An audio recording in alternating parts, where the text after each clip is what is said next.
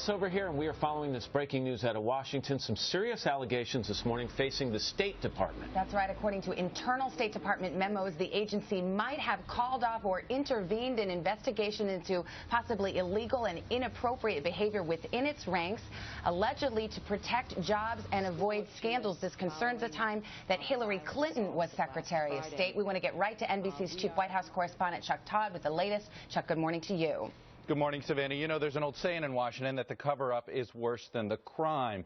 But in this case, both parts of it are disturbing. Allegations of prostitution and pedophilia, and allegations that those crimes were somehow covered up or not looked into. So the State Department this morning is having to respond to those claims and those investigations of misconduct by State Department officials, including by an ambassador and security agents attached to then Secretary of State Hillary Clinton. And the allegations are that these investigations were whitewashed, quashed altogether, and that those orders came from high up. NBC News has obtained documents related to ongoing investigations into some disturbing allegations involving State Department personnel and at least one ambassador.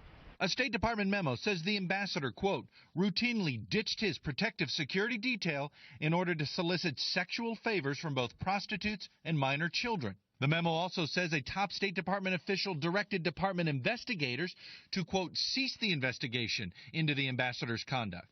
It's just one of what another document describes as, quote, several examples of undue influence from top state officials.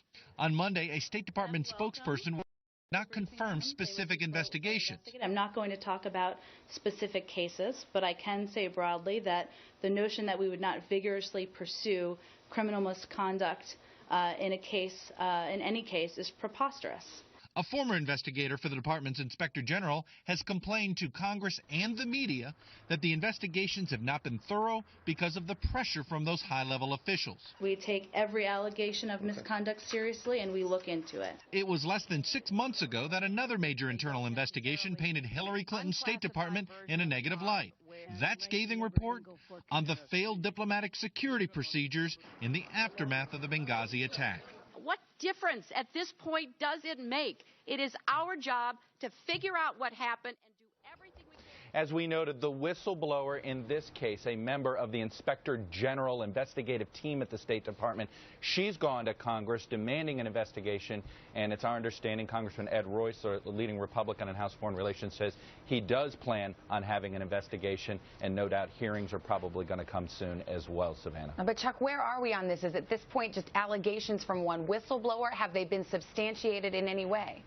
Well, here's what it is. The whistleblower says that this report, that the internal investigation having to do with how diplomatic security even investigated these allegations, that's where this scathing report came from. It's how the investigators somehow dropped the investigations, including into this ambassador and onto some other deal, including on folks that were part of security detail. So the allegations themselves haven't been fully substantiated by us, but this Inspector General whistleblower believes that the evidence was clear, but the problem was the investigation wasn't done in time to find out for sure if this misconduct was happening. More to come on this for sure. Chuck Todd, thank you very much. All right, and we are following